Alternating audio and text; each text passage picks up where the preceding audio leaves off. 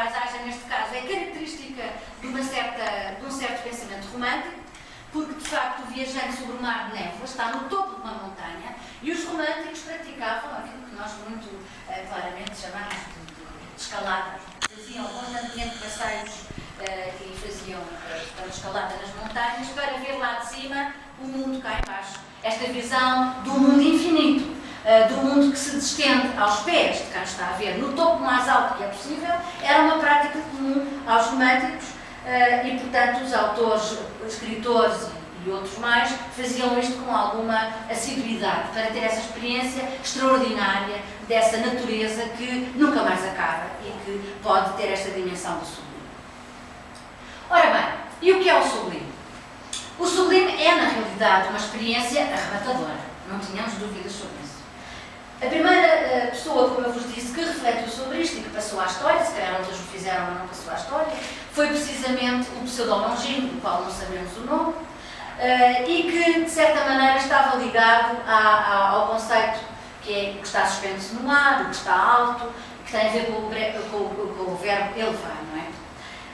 O texto em que Pseudo-Longino desenvolve as suas ideias é um texto que chegou até nós completamente fragmentado e que é um texto engraçado porque é uma espécie de tratado sobre literatura e, ao mesmo tempo, uma espécie de diálogo em que ele começa a explicar que, no fundo, os autores do seu tempo são autores que não têm a excelência do Homero e Hesíodo, nem tão pouco dos grandes oradores romanos do princípio da civilização romana, e que é preciso voltar a essa grande qualidade do sublime que esses autores têm. E, portanto, todo o texto que nos chegou até nós, do Pseudo-Longino, é, no fundo, a ideia de como é que agora, neste tempo que vivemos, é possível recuperar o sublime na literatura e na oratória. Bom, de qualquer maneira, o Longino avança algumas coisas, eu não vou desenvolver tudo, também não merece a pena, mas, sobretudo, ele aproxima muito, para além dos exemplos extraordinários que dá de Hesíodo e Homero, em particular de Homero. Ele, apesar de tudo, diz sempre que a natureza, na sua grandeza, é realmente aquilo que melhor corresponde à noção do sublime. É evidente que, ao longo da história, nós encontramos vários autores a referirem o sublime, mas como já lembraram, que também gosto muito, que é o Lessing, que também fala do sublime, mas eu não posso falar de todos, portanto vou dar grandes saltos no tempo e vou deixar o Lessing muito sossegadinho para falar de Edmund Burke, porque é realmente a figura à qual Kant se reporta na crítica da Faculdade do Juízo para referir a questão do sublime.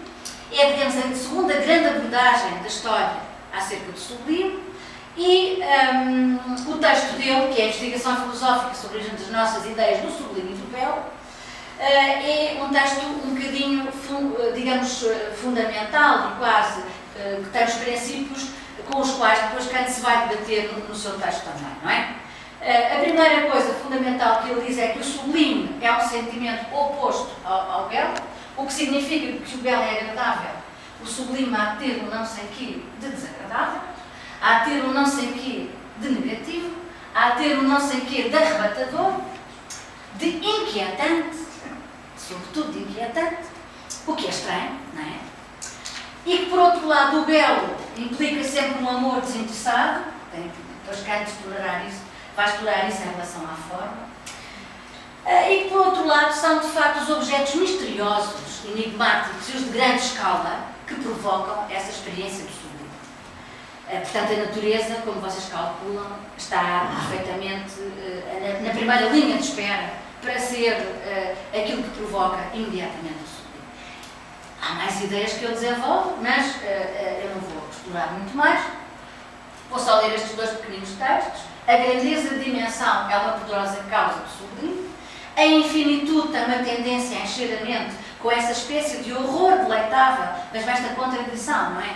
Que é o efeito mais genuíno e a prova mais verdadeira do sublime. Portanto, esta ideia da inquietação, que é contrária ao belo. O belo não inquieta, o belo, pelo contrário, acalma, e o sublime inquieta. Portanto, há aqui uma verdadeira dimensão diferenciada. Bom, mas, na realidade, o autor que, de uma forma mais aprofundada, se dedica ao sublime é, sem dúvida, Immanuel Kant. Na crítica da Faculdade de Julgar, evidentemente, e nós não nos podemos esquecer disto, numa época em que o romantismo começa de facto a desenvolver-se, e numa época em que se conta esta história maravilhosa acerca de Turner, que é a vivência perfeita do sublime. Então, Turner viajava numa carruagem no meio do campo, com outras pessoas que estavam na carruagem, uma senhora de uma certa idade, bem composta, de uma boa classe social, e de repente começa uma enorme tempestade. Relâmpago, chuva pavorosa, uma tempestade mesmo verdadeira. E nesse conjunto de pessoas que estavam na carruagem, há um senhor, claro que é o Turner, que resolve abrir a janela, pôr a cabeça de fora, o peito de fora e ficar completamente satisfeito com aquela maravilhosa tempestade, que a senhora imediatamente e prontamente mandou fechar a janela, fechar tudo e continuar no caminho. E tudo isto se passou. A senhora não sabia que era o Turner, vejamos. E passados uns tempos, na Academia Real, a senhora foi ver uma exposição. Quem eram os quadros? Do Turner. E aquele senhor que lá estava fazendo aquela figura triste, que ela se lembrava, estava ali, era o pintor. Também sabemos que Turner tinha o mau hábito de se amarrar aos mastros dos navios.